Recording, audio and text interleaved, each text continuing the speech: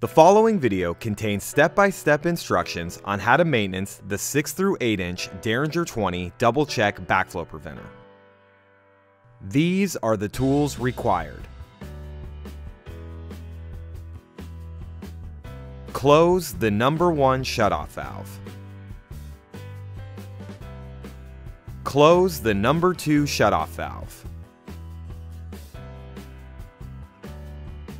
Open test cock number 4. Open test cock number 3. Open test cock number 2. Do not open test cock number 1. Use a socket wrench to loosen the 8 cover bolts.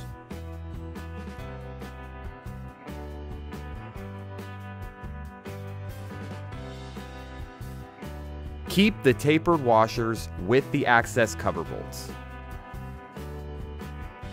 Remove the valve access cover. Using a socket wrench, loosen the first check retaining bolt on both sides of the body until flush with the inside of the valve.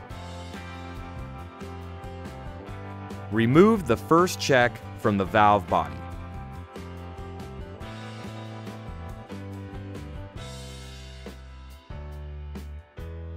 Using a Phillips head screwdriver, loosen the tower screws. Separate the tower assembly from the check seat. If debris is found on the check seal disc, the check may just be fouled. Debris can be cleaned off to make the check seal properly without having to replace the check seal disc. Use a rag and some water to clean the debris off of the check seal disc. Examine the seat for any debris or damage. Examine the seat O-ring for damage and debris. Replace the seat O-ring if necessary. Once the debris has been cleared from the check disc and no damage is present, the check can be reassembled and reinstalled into the valve body for testing. If damage to the check disc has been found, please take the following steps to remove and replace the damaged check disc. Using a Phillips head screwdriver, remove the seal disc retaining screws. Remove the seal disc retainer to expose the disc. Remove the seal disc. Install the new seal disc and make sure it is completely flat inside the check cavity. Reinstall the seal disc retainer. Using a Phillips head screwdriver, reinstall the seal disc retaining screws. Reattach the tower assembly to the first check seat.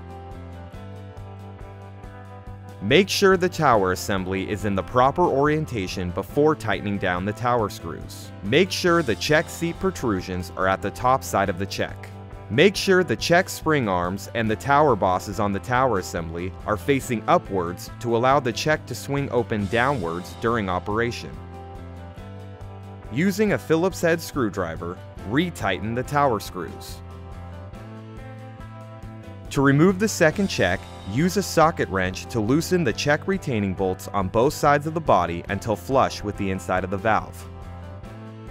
Use a flathead screwdriver to gently remove the second check from the valve body.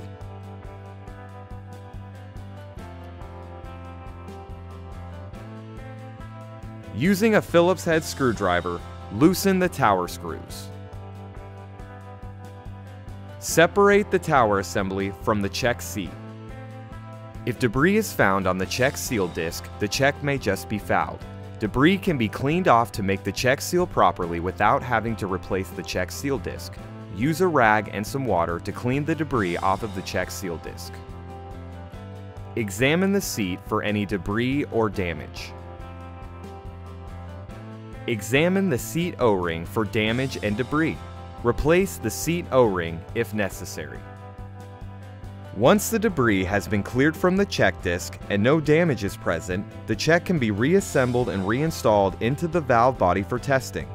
If damage to the check disc has been found, please take the following steps to remove and replace the damaged check disc.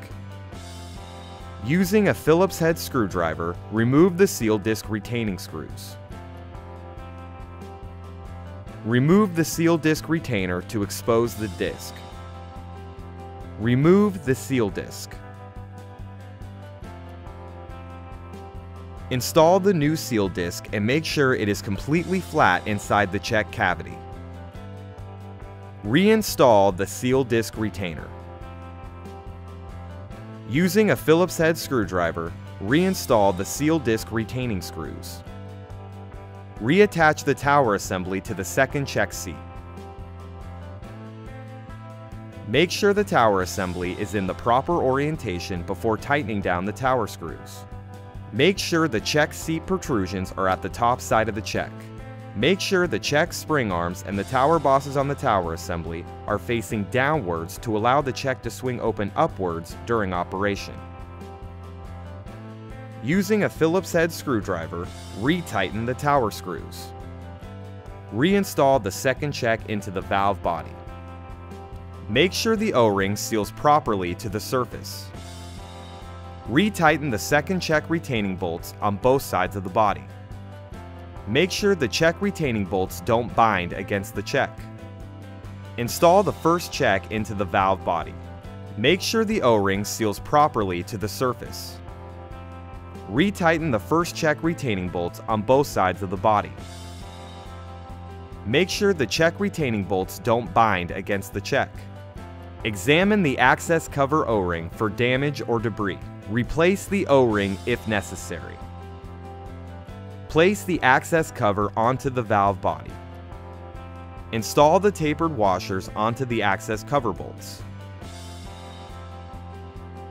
When reinstalling the access cover bolts, engage all 8 cover bolts one thread. Hand tighten all 8 cover bolts.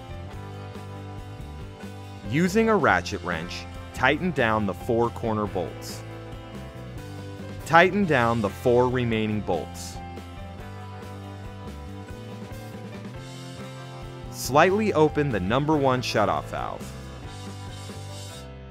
Close the number 2 test cock. Close the number 3 test cock. Close the number 4 test cock. Fully open the number 1 shutoff valve. Perform a backflow test according to your local regulations to ensure the check valves have been repaired properly. Fully open the number 2 shutoff valve.